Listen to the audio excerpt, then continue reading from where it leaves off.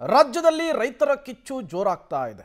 ಒಂದು ಕಡೆ ಉತ್ತರ ಕರ್ನಾಟಕದಲ್ಲಿ ಕಬ್ಬಿನ ಕದನ ಆಗ್ತಾ ಇದ್ರೆ ಮತ್ತೊಂದು ಕಡೆ ಹಳೆ ಮೈಸೂರಿನಲ್ಲಿ ಟೌನ್ಶಿಪ್ನ ವಾರ್ ಕೂಡ ಜೋರಾಗ್ತಾ ಇದೆ. ಬಿಡದಿ ಟೌನ್ಶಿಪ್ ವಿರುದ್ಧ ರೈತರು ವ್ಯಾಪಕ ಆಕ್ರೋಶವನ್ನು ಹೊರಹಾಕ್ತಾ ಇದ್ದಾರೆ. ಸರ್ಕಾರದ ವಿರುದ್ಧ ಅನ್ನದಾತರು ರಸ್ತೆಗಿಳಿದು ಹೋರಾಟ ನಡೆಸ್ತಾ ಇದ್ದಾರೆ. ಯೋಜನೆಯ ವ್ಯಾಪ್ತಿಗೊಳಪಡುವ 9 ಗ್ರಾಮಗಳ ರೈತರಿಂದ ಆಗ್ತಾ ಇರುವ ಪ್ರೊಟೆಸ್ಟ್ ಇದು. 9600 ಎಕರೆ ಜಮೀನಿನಲ್ಲಿ ಟೌನ್ಶಿಪ್ ನಿರ್ಮಾಣಕ್ಕೆ ವ್ಯಾಪಕ ವಿರೋಧ. ಭೂಸ್ವಾಧೀನ ಪ್ರಕ್ರಿಯೆ ಕೈಬಿಡುವಂತೆ ರೈತರ ಹೋರಾಟ. ಬೆಂಗಳೂರು ಮೈಸೂರು ಹಳೆ ಹೆದ್ದಾರಿಯಲ್ಲಿ ರೈತರು ನಡೆಸ್ತಾ ಇರುವಂತಹ ಪ್ರೊಟೆಸ್ಟ್ ಇದು. ಈ ಮೂಲಕ ಬಿಡದಿ ಟೌನ್ಶಿಪ್ ವಿಚಾರಕ್ಕೆ ಅನ್ನದಾತರು ಅಕ್ಷರಶಃ ನಿಗಿ ಕೆಂಡವಾಗಿದ್ದಾರೆ. ಕೆಲ ದಿನಗಳಿಂದ ನಡೆಸ್ತಾ ಇದ್ದಂತಹ ಹೋರಾಟ, ಕೆಲ ತಿಂಗಳುಗಳಿಂದ ನಡೆಸ್ತಾ ಇದ್ದಂತಹ ಹೋರಾಟ ಇವತ್ತು ಅಕ್ಷರಶಃ ತೀವ್ರ ರೂಪವನ್ನು ಪಡೆದುಕೊಂಡಿದೆ. ಹಸಿರು ಶಾಲನ್ನು ಹೊದ್ದು ಮಹಿಳೆಯರು, ವೃದ್ಧರು ಸೇರಿದಂತೆ ದೊಡ್ಡ ಪ್ರಮಾಣದಲ್ಲಿ ರೈತರು ಇವತ್ತು ರಸ್ತೆಗಿಳಿದು ಸರ್ಕಾರದ ವಿರುದ್ಧ, ಜಿಲ್ಲಾಡಳಿತದ ವಿರುದ್ಧ ಆಕ್ರೋಶವನ್ನು ಹೊರಹಾಕ್ತಾ ಇರುವಂತಹ ರೀತಿ ಇದು.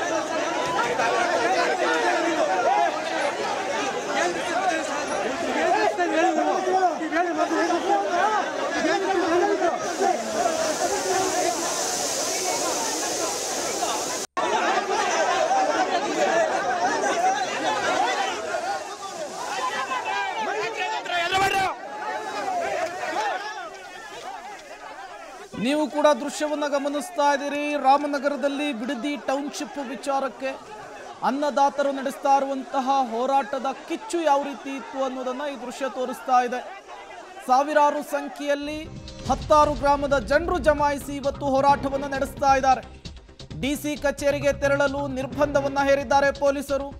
ಪೊಲೀಸರ ವಿರುದ್ಧ ರೈತರು ಅಕ್ಷರಶಃ ಆಕ್ರೋಶ ಹೊರಹಾಕ್ತಿದ್ದಾರೆ. ಬ್ಯಾರಿಕೇಡ್ ಅನ್ನು ತಳ್ಳಿ ಜಿಲ್ಲಾಧಿಕಾರಿಗಳ ಕಚೇರಿ ನುಗ್ಗೋದಕ್ಕೂ ಕೂಡ ಯತ್ನವಾಗಿದೆ.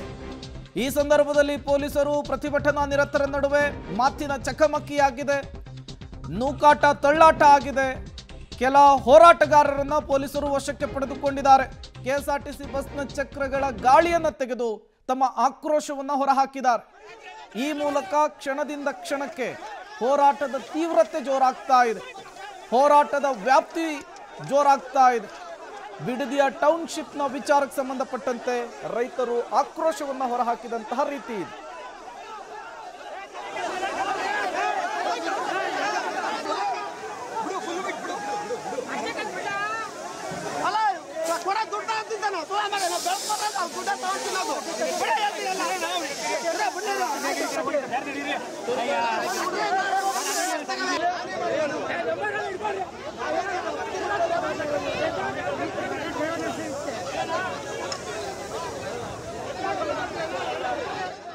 ಸಭೆಗೆ ಅಂದರೆ ನಮಗೆ ಮೊದಲೇ DSP ಅವರು 30 ಜನ ಬರಬೇಕು DC ಅವ್ರ ಮೀಟಿಂಗ್ ಅಂತ ಕರೆದಿದ್ರು. ನಾವು ಅದಕ್ಕೆ ಒಪ್ಕೊಂಡಿದ್ವಿ. ಇವತ್ತೇನು ಮಾಡವ್ರೆ, ನೋಟಿಫಿಕೇಶನ್ ಏಕಾಏಕಿ ನೆನ್ನೆ 2 ದಿನದಲ್ಲಿ ನೋಟಿಫಿಕೇಶನ್ ಏನು ಮಾಡವ್ರೆ, ಎಲ್ಲ ಭೂ ಮಾಲೀಕರು ಹಾಜರಾಗಬೇಕು, ದರ ನಿಗದಿ ಬಗ್ಗೆ ಚರ್ಚೆ ಮಾಡಲು ಅಂತ. ಇದು ಕಾನೂನು ಬಾಹಿರವಾಗಿ ಏನು ರೈತರೇನು ದರೋಡೆಕೋರ ಯಾರ್ದನ ಆಸ್ತಿ ಹೊಡ್ಕೊಂಡಿದ್ದೀವ, ಇವ್ರು ನೋಟಿಸ್ನ ಯಾವುದೋ ಒಂದು ಹಾಲನ್ ಡೈರಿ ಮೇಲೆ ಟ್ಯಾಂಕ್ ಮೇಲೆ ಅಂಟಿಸ್ಬಿಟ್ಟು ಇವರು ದರ ನಿಗದಿ ಮಾಡ್ತೀವಿ, ಚರ್ಚೆ ಮಾಡೋಕೆ ಬನ್ನಿ ಅಂತ ಕರೆದಿದ್ದಾರೆ. ಆದರೆ ನಾವು ರೈತರುಗಳೆಲ್ಲ ಸಾವಿರಾರು ಸಂಖ್ಯೆಯಲ್ಲಿ ಬಂದಿದ್ದೀವಿ. ನೋಡಿ, ಇದು ಅಬ್ಜೆಕ್ಷನ್, ಇದು ಒಂದು ಇದು ಕೊಡೋಕ್ಕೆ. ದರ ನಿಗದಿಗೆ ನೀವು ಒಪ್ಪಲ್ವಾ ಸರ್? ಯಾವುದೇ ಕಾರಣಕ್ಕೂ ಅವ್ನು 5 ಕೋಟಿ ದರ ಕೊಟ್ಟರು ನಾವು ಒಪ್ಪಲ್ಲ, ಯಾವುದೇ ಕಾರಣಕ್ಕೂ. ಇವತ್ತು ನೀವು ಕಂಡಂಗೆ 8 ತಿಂಗಳಿಂದ ನಾವು ಸತತವಾಗಿ ಬೀದಿಲಿ ನಿಂತ್ಕೊಂಡು ಧರಣಿ ಮಾಡಿಕೊಂಡು ಆಹಾರ ಧರಣಿ ಕೂಡ ಮಾಡ್ತಾ ಇದ್ದೀವಿ. ಈ ಏನು DC ಅವ್ರಿಗೆ ಮನವಿ ಕೂಡ ಮಾಡಿದ್ದೀವಿ ಪಾದಯಾತ್ರೆ ಮುಖಾಂತರ. ಆದರೂ ಸ್ಪಂದಿಸಲಿಲ್ಲ. ನಮಗೆ ಹಕ್ಕು ಬೇಕಿಲ್ಲ, ನಮಗೆ ಭೂಮಿ ಬೇಕು. ನಮ್ಮ ತಾತ ನಮ್ಮ ಅಪ್ಪ ಕೊಟ್ಟ, ನಮ್ಮಪ್ಪ ನಮ್ಗೆ ಕೊಟ್ಟವನೇ. ಆದರೆ ನಾವು ಭೂಮಿ ಕೊಡೋದಿಲ್ಲ.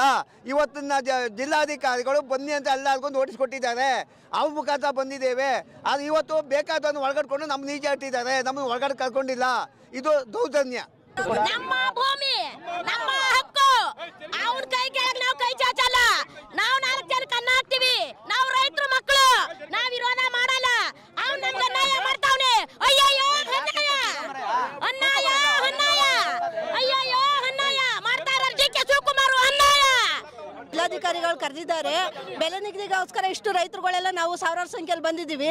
ಆದರೆ ಭೂ ಸ್ವಾಧೀನ ಪರವಾಗಿರೋ ಕೆಲವು ಜನಗಳನ್ನ ಕರ್ಕೊಬಂದು DC ಆಫೀಸ್ ಒಳಗಡೆ ಬಿಡೋಕ್ಕೆ ಒಂದು ಏರ್ಪಾಟ್ ಮಾಡ್ಕೊಂಡಿದ್ದಾರೆ. ನಾವು ರೈತರೆಲ್ಲ ಇದನ್ನ ಪ್ರತಿಭಟಿಸಿ ರೋಡಲ್ಲಿ ಕೂತಿದ್ದೀವಿ. DC ಅವರು ಬಂದು ನಮ್ಮ ರೈತರ ಮುಂದೆ ಒಂದು ತೀರ್ಮಾನ ತಗೊಳ್ಳೋಗಂಟ ನಾವು ಈ ಜಾಗ ಬಿಟ್ಟು ಕದಲಲ್ಲ. ಪ್ರಾಣ ಹೋದ್ರೂ ಸರಿ ನಮ್ಮ ಭೂಮಿನ ನಾವು ಬಿಟ್ಕೊಡಲ್ಲ. ಇದು ನಮ್ಮ ರೈತರ ಒಂದು ಶಕ್ತಿಯನ್ನು ತೋರಿಸುವಂತ ಹೋರಾಟ ಆಗಿದೆ ಇದು. ಮತ್ತಷ್ಟು ಡೀಟೇಲ್ಸ್ ಕೊಡ್ತಾರೆ ನಮ್ಮ ಪ್ರತಿನಿಧಿ ವಿನಯ್, ನೇರ ಸಂಪರ್ಕದಲ್ಲಿ ಜಾಯಿನ್ ಆಗಿದ್ದಾರೆ. ವಿನಯ್, ಟೌನ್ಶಿಪ್ನ ವಿಚಾರಕ್ಕೆ ರೈತರು ಈಗ ರೊಚ್ಚಿಗೆದ್ದಿದ್ದಾರೆ. ಜಿಲ್ಲಾಧಿಕಾರಿಗಳ ವಿರುದ್ಧವೇ ಆಕ್ರೋಶವನ್ನು ಹೊರಹಾಕ್ತಾ ಇದ್ದಾರೆ. ಪ್ರತಿಭಟನೆಯ ತೀವ್ರತೆ ಹೇಗಿದೆ? ಜೊತೆಗೆ ಜಿಲ್ಲಾಧಿಕಾರಿಗಳೇನಾದರೂ ರೈತರನ್ನ ಮನವೊಲಿಸುವಂತಹ ಕೆಲಸ ಆಗುವಂತಹ ಸಾಧ್ಯತೆ ಇದೆಯಾ? ಪ್ರೇಮ್, ಕಳೆದ 1 ಗಂಟೆಯಿಂದಲೂ ಕೂಡ ನಿರಂತರವಾಗಿ ರೈತರು ಪ್ರತಿಭಟನೆಯನ್ನ ಮಾಡ್ತಿದ್ದಾರೆ.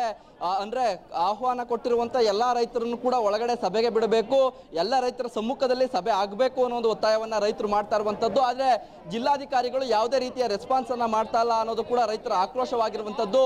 ಯಾಕಂದ್ರೆ ಟೌನ್ಶಿಪ್ ವಿಚಾರವಾಗಿ ರೈತರ ಅಭಿಪ್ರಾಯವನ್ನ ಸಂಗ್ರಹ ಮಾಡಬೇಕು, ದರ ನಿಗದಿ ವಿಚಾರದಲ್ಲೂ ಕೂಡ ಒಂದಷ್ಟು ಚರ್ಚೆಗಳಾಗಬೇಕು ಅನ್ನೋ ನಿಟ್ಟಿನಲ್ಲಿ ಇವತ್ತು ಸಭೆಯನ್ನ ಕರೆಯಲಾಗಿತ್ತು. ಆದ್ರೆ ಸಭೆಗೆ ಬಂದಂತ ಎಲ್ಲಾ ರೈತರನ್ನ ಆಹ್ವಾನ ಅಂದ್ರೆ ಒಳಗಡೆ ಬಿಡದೆ ಕೇವಲ 30 ಜನಕ್ಕೆ ಮಾತ್ರ ಅವಕಾಶವನ್ನ ಕೊಡ್ತೀವಿ ಅಂತ ಏನು ಜಿಲ್ಲಾಡಳಿತ ನಿರ್ಧಾರ ಮಾಡಿದೆ. ಇದಕ್ಕೆ ರೈತರು ಆಕ್ರೋಶವನ್ನ ವ್ಯಕ್ತಪಡಿಸಿದ್ರು.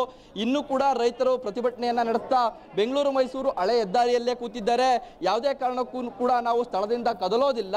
DC ಅವರು ಎಲ್ಲಾ ರೈತರನ್ನ ಒಳಗಡೆ ಬಿಟ್ಟರೆ ಮಾತ್ರ ನಾವು ಈ ಒಂದು ಸಭೆಗೆ ಹೋಗ್ತೇವೆ, ಇಲ್ಲ ಅಂದ್ರೆ ಎಲ್ಲರೂ ಕೂಡ ರಸ್ತೆಯಲ್ಲೇ ಕೂರ್ತೇವೆ ಅಂತ ಆಕ್ರೋಶವನ್ನು ವ್ಯಕ್ತಪಡಿಸ್ತಾ ಇರುವಂತದ್ದು. ಬೆಂಗಳೂರು ಮೈಸೂರು ಹಳೆ ಹೆದ್ದಾರಿಯನ್ನ ಇದೀಗ ಸಂಪೂರ್ಣವಾಗಿ ಸತತ 1 ಗಂಟೆಯಿಂದಲೂ ಕೂಡ ಬಂದ್ ಮಾಡಲಾಗಿದೆ. ವಾಹನಗಳನ್ನ ಬೇರೆ ರಸ್ತೆಯಲ್ಲಿ ಕೂಡ ಈಗಾಗಲೇ ಡೈವರ್ಟ್ ಮಾಡಲಾಗಿರುವಂತದ್ದು. ಸ್ಥಳದಲ್ಲಿ ಬಿಗಿ ಪೊಲೀಸ್ ಬಂದೋಬಸ್ತ್ ವ್ಯವಸ್ಥೆಯನ್ನು ಕೂಡ ಮಾಡಲಾಗಿದೆ. ಜೊತೆಗೆ ಈಗಾಗಲೇ DC ಅವರು ರೈತರ ಅಂದ್ರೆ ಯಾರು ಯೋಜನೆಗೆ ಒಪ್ಪಿಗೆಯನ್ನು ಕೊಟ್ಟಿದ್ದಾರೆ ಅವರ ಜೊತೆ ಸಭೆಯನ್ನು ಕೂಡ ಆರಂಭ ಮಾಡಿರುವಂತದ್ದು.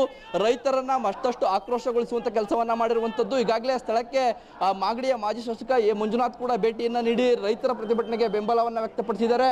DC ಅವರು ಜಿಲ್ಲಾಧಿಕಾರಿ ಕಚೇರಿಯಿಂದ ಹೊರಗಡೆ ಬಂದು ರೈತರ ಮನವಿ ಆಲಿಸಬೇಕು, ಟೌನ್ಶಿಪ್ ಬಗ್ಗೆ ಅವರ ಅಭಿಪ್ರಾಯವನ್ನ ಸಂಗ್ರಹಿಸಬೇಕು ಅನ್ನೋದ್ರ ಬಗ್ಗೆ ಕೂಡ ರೈತರು ಆಕ್ರೋಶವನ್ನ ವ್ಯಕ್ತಪಡಿಸ್ತಾ ಇರುವಂತದ್ದು. ಕ್ಷಣ ಕ್ಷಣಕ್ಕೂ ಕೂಡ ಈ ಒಂದು ರೈತರ ಪ್ರತಿಭಟನೆ ತೀವ್ರಗೊಳ್ತಾ ಇರುವಂತದ್ದು. DC ಅವರೇ ಹೊರಗಡೆ ಬರಲಿ ಅಂತ ರೈತರು ಒತ್ತಾಯವನ್ನ ಮಾಡ್ತಾ ಇರುವಂತದ್ದು. ಪ್ರೇಮ್, ಓಕೆ ವಿನಯ್, ಹಾಗೆ ಸಂಪರ್ಕದಲ್ಲಿರಿ, ಮತ್ತಷ್ಟು ಡೀಟೇಲ್ಸ್ ಅನ್ನು ನಿಮ್ಮಿಂದ ಪಡಿತಾ ಹೋಗ್ತೀನಿ. ಇದೇ ವಿಚಾರಕ್ಕೆ ಸಂಬಂಧಪಟ್ಟಂತೆ ಮತ್ತಷ್ಟು ಅಪ್ಡೇಟ್ಸ್ ಕೂಡ ಲಭ್ಯವಾಗ್ತಾ ಇದೆ. ಬಿಡದಿಯ ಟೌನ್ಶಿಪ್ ವಿಚಾರಕ್ಕೆ ಸಂಬಂಧಪಟ್ಟಂತೆ ರೈತರು ಆಕ್ರೋಶವನ್ನು ಹೊರಹಾಕ್ತಾ ಇರುವಂತಹ ಪರಿ ಇದು. ಸಾವಿರಾರು ಸಂಖ್ಯೆಯಲ್ಲಿ 10 ಗ್ರಾಮದ ರೈತರು ಇವತ್ತು ಬೀದಿಗಿಳಿದು ಹೋರಾಟವನ್ನು ಮಾಡ್ತಾ ಇದ್ದಾರೆ. ಬೆಂಗಳೂರು ಮೈಸೂರು ಹಳೆ ರಾಷ್ಟ್ರೀಯ ಹೆದ್ದಾರಿಯನ್ನು ತಡೆದು ಜಿಲ್ಲಾಧಿಕಾರಿಗಳ ಕಚೇರಿಗೂ ಕೂಡ ನುಗ್ಗುವ ಯತ್ನವನ್ನು ಮಾಡಿದ್ದಾರೆ.